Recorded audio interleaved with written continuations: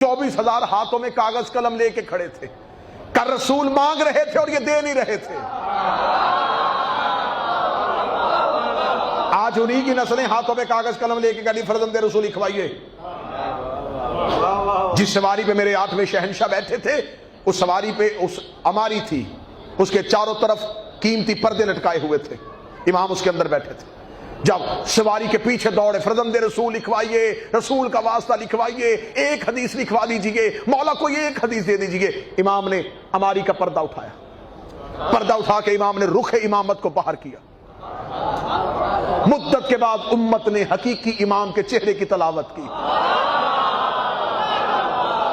زیارت کے لیے ترسی ہوئی نظریں اور امام کا کلام سننے کے لیے تڑپتے ہوئے قلم نے امام کو دیکھا۔ امام کا پہلا جملہ سنیے گا، پہلی حدیث سنیے گا۔ امام نے یوں سر باہر نکل کر، سنو، لا الہ الا اللہ حسنی، لا الہ ایک قلعہ ہے، لا الہ ایک قلعہ ہے۔ لوگوں نے جلدی سے لکھا لا الہ حسنی۔ امام نے پھر دوبارہ پردے کو اٹھایا، ومن داخل حسنی آمن من عذابی، جو اس قلعے میں داخل ہو گیا وہ اللہ کے عذاب سے بچ گیا۔ یہ کہہ کے امام نے پردہ گرا دیا۔ صرف اتنی حدیث لکھی گئی، لا الہ ایک قلعہ ہے، جو اس میں داخل ہو گیا وہ عذاب سے بچ گیا۔ لکھنے کے بعد محدث نے قلم اٹھایا، حدیث تشنا تھی۔ کیوں تشنا تھی؟ سنو مجھ سے، امام نے یہ نہیں کہا لا الہ ایک گھر ہے، لا الہ ایک عمارت ہے، امام نے قلعہ ہے۔ گھر کے دروازے کا پتہ چل جاتا ہے۔ بولو جو امام کے نوکر بیٹھے ہو، میں 8واں امام پڑھ رہا ہوں تمہارے سامنے، گھر کا دروازہ پتہ چل جاتا ہے، محل کے دروازے کا پتہ چل جاتا ہے۔ قلعے کا دروازہ ہر کسی کو نہیں پتا ہوتا، قلعہ ہوتا ہی ایسا ہے کہ جو کسی کو بچانے کے لیے ہو۔ فرمایا لا الہ ایک قلعہ ہے، قلعے کا نام آنا تھا، محدثین نے لکھا لا الہ ایک قلعہ ہے۔ انہوں نے وہیں پہ کاغذ قلم رکھے کہ قلعہ ہے تو یہ تو بتایا نہیں داخل کہاں سے ہو گئے۔ کہا کہ جو اس میں داخل ہو گیا وہ اللہ کے عذاب سے بچ گیا۔ امام نے دوبارہ اماری کا پردہ اٹھایا، امام نے اپنے دونوں سینے، اپنے دونوں گھٹنے اپنی سواری کے سینے پہ رکھے اور امام نے سواری کو منبر بنا کے کہا اس قلعے میں داخل ہونے کی کچھ شرطیں ہیں، کہہ کے پھر پردہ گرا دیا۔ انہوں نے کہا کیسے داخل ہوں گے؟ ظہر سے، تقوی سے، عبادت سے، متقی بن کے، نمازوں سے، روزے سے کیسے داخل ہوں گے؟ امام نے کہا اس میں داخل ہونے کی کچھ شرطیں ہیں، اور ان شرطوں میں سے ایک شرط عام ہے۔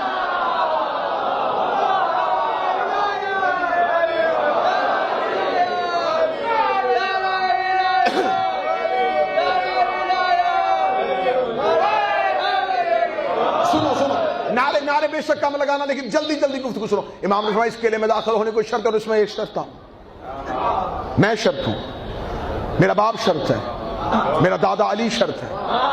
اب جملہ کہہ دوں اگر جگر سنبھالیں، علی ولی اللہ لا الہ کی شرط ہے۔ نہیں نہیں نہیں نہیں نہیں، اس معیار پہ اور جہاں لے کے جانا چاہتا ہوں۔ اب مجھ سے پوچھو شرط کسے کہتے ہیں؟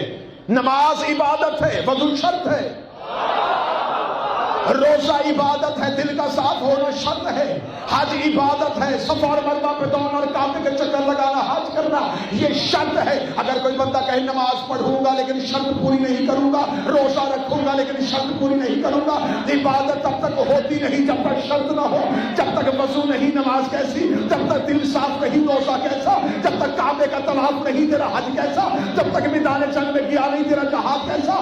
جیسے نماز وضو کے بغیر نہیں ہوتی، لا الہ الا اللہ علی ولی اللہ کے بغیر۔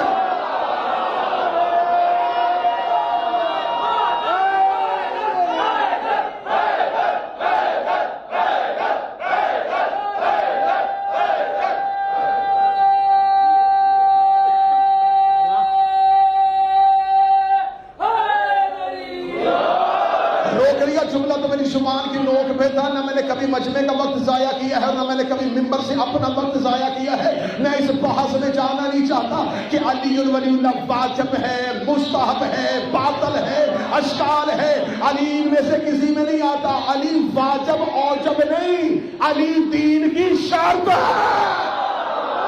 بات آگے بڑھائیں سر کا۔ کبھی بھی زندگی میں کبھی بھی یہ سوچنا ہی نہ کہ امام کسی ایک موضوع پہ دو مختلف حدیثیں کہیں، ایسا شاید ہو نہیں سکتا۔ امام ہمیشہ، اور یہ نہیں صرف ایک امام، اگر کسی ایک امام نے ایک حدیث کہی تو اگلا امام بھی اس حدیث کی تائید کرے گا۔ ہو ہی نہیں سکتا کہ امام موضوع بدلے اور حدیث ایک ہو۔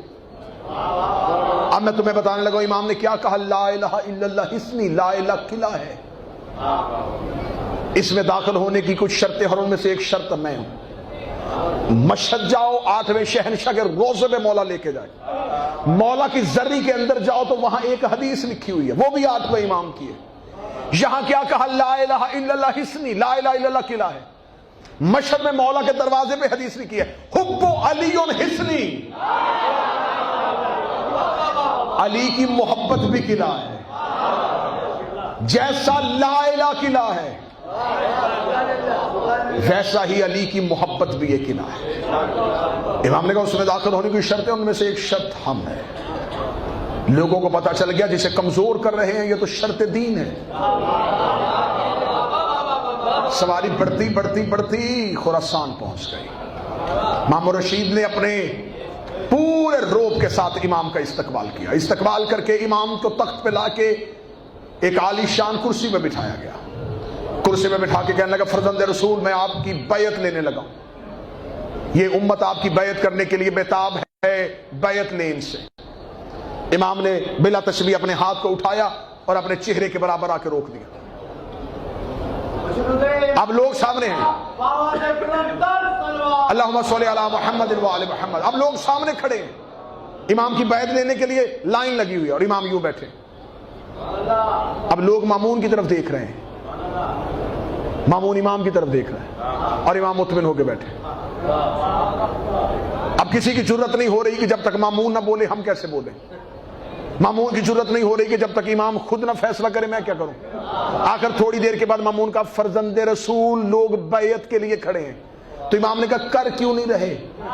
کہنے لگا آپ ہاتھ پھیلائیں گے تو وہ کریں گے۔ امام نے کہا تجھے نہیں پتا حجت کسی کے سامنے ہاتھ نہیں پھیلاتی، حجت کسی کے سامنے ہاتھ نہیں پھیلاتی۔ اب دیکھنا امامت کا نظریہ، اب امامت کا مقابلہ دیکھنا۔ امام مامون کی طرف دیکھنے لگے، تم بیعت کیسے کرواتے رہے ہو؟ فرزند رسول ہم تو ایسے کرواتے ہیں۔ تو نے کہاں سے سیکھی؟ میرے باپ نے ایسے کروائی تھی۔ اس نے کہاں سے سیکھی؟ اس سے پہلے خلیفہ نے ایسے کروائی تھی، اس نے کس سے سیکھی تھی؟ کہنے لگا اس سے پچھلے خلیفہ نے ایسے کروائی، اس نے کس سے سیکھی تھی؟ کہنے لگا سقیفہ میں ایسے ہوئی تھی۔ امام نے کہا تجھ میں ہم نے یہی فرق ہے، سقیفہ میں ایسے ہوئی تھی، غدیر میں ایسے ہوئی۔